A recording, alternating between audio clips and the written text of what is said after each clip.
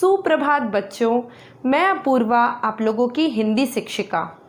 हम हिंदी में खिलौने वाला पाठ पढ़ रहे हैं, जिसमें हम बहुत सारे प्रश्नों पर चर्चा कर चुके हैं।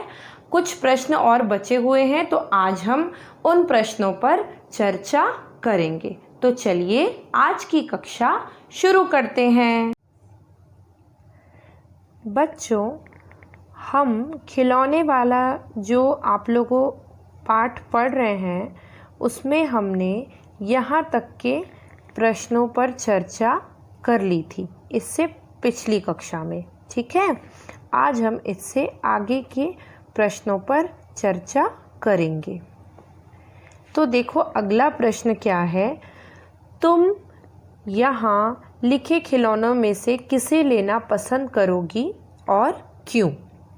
अब देखो, यहाँ पे कुछ खिलौने के नाम लिखे हुए हैं और ये प्रश्न पूछ रहा है कि तुम्हें कौन से खिलौने पसंद हैं। गेंद, हवाई जहाज, मोटर गाड़ी, रेलगाड़ी, फिरकी, गुड़िया, बर्तन सेट, धनुष बाण, बल्ला या कुछ और। तो आप लोगों को इसमें से पसंद करना है कि आपको इसमें से कौन से खिलौने पसंद है।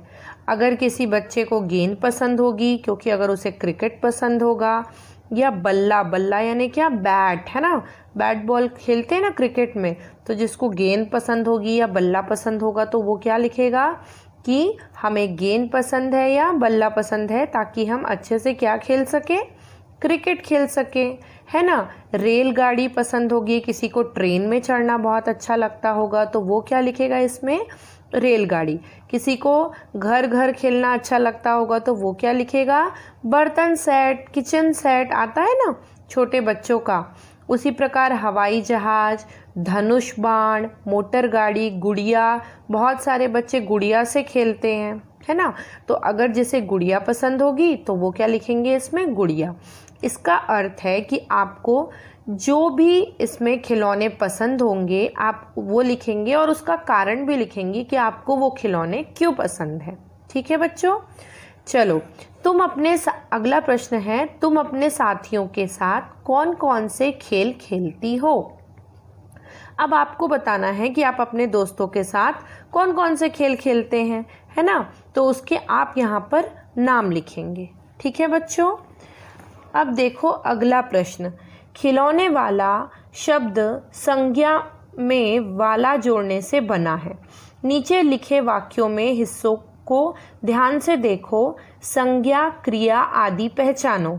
अब आप लोग याद करो, मैं आप लोगों को अप्रैल में जब आप लोगों की ऑनलाइन क्लासेस हो रही थी तब मैंने आपको एक बार संज्ञा के बारे में बताया था, लेकिन मैं आप लोगों को फिर से संज्ञा, सर्वनाम, क्रिया, विशेषण, इन सभी टॉपिक के बारे में अच्छे से बतला दूंगी। इसलिए अभी इस प्रश्न को हम छोड़ देते हैं। उसके बाद जब हम ये संज्ञा, सर्वनाम, क्रिया, विशेषण अच्छे से पढ़ लेंगे तब हम इन प्रश्नों को बनाएंगे। ठीक है, तो आगे के प्रश्न देखते हैं हम।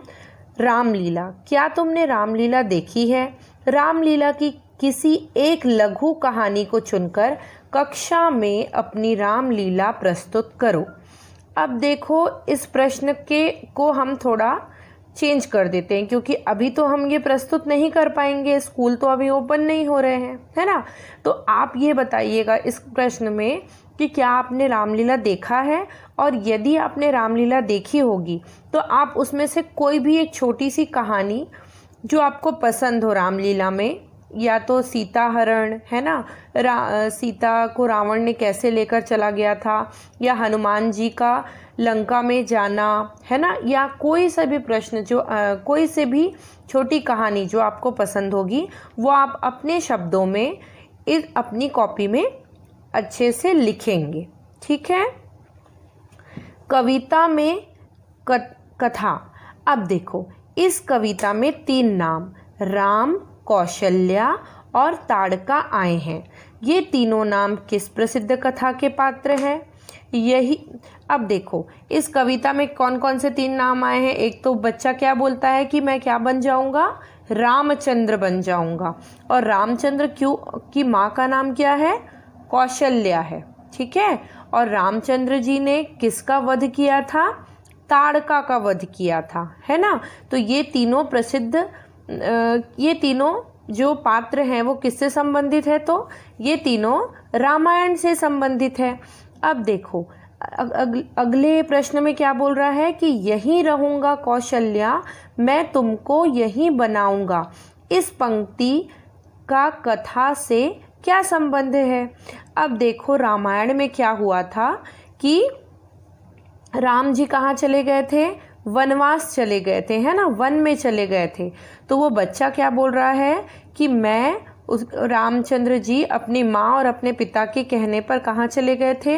वन में चले गए थे।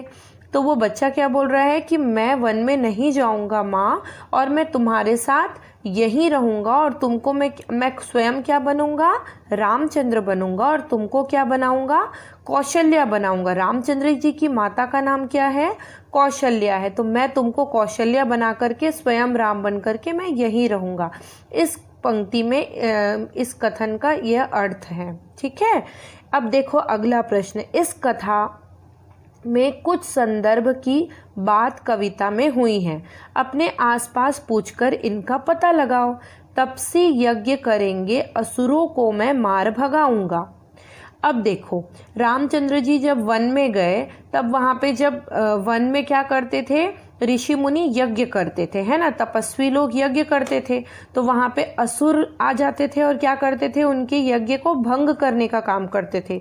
तो रामचंद्र जी ने क्या किया? अपने भाई के साथ मिलकर के उन सभी असुरों का वध किया और उनको वहाँ से भगा दिया। और तब से तपस्वी लोग अपने यज्ञ को अच्छे तरीके से करने लग गए, है ना।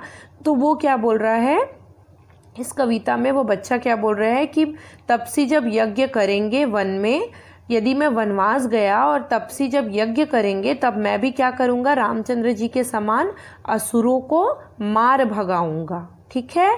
अब देखो अगला प्रश्न, अगली पंक्ति क्या है?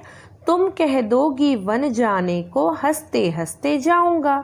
अब यहाँ पर फिर से वही बात बोल रहे हैं कि रामचंद्र जी के माँ पिता ने क्या कहा था? उन्हें वन जाने को क्या कहा था। तो उसी प्रकार यदि माँ तुम अगर कहती हो मुझे कि तुम वन चले जाओ, तो मैं हंसता हंसता वहाँ वन चला जाऊंगा। ठीक है। तो ये कुछ और प्रश्न हैं जो रह गए थे, तो इनके उत्तर आप लोगों को अपनी कॉपी में लिखने हैं। और ये जो एक प्रश्न है खिलौने वाला, ये संज्ञा सर्वनाम वाला, इसे बस मैं अभी छोड़ रही हूँ ताकि इसे बाद में करेंगे हम। ठीक है, जब समझ लेंगे तब। ओके बच्चों।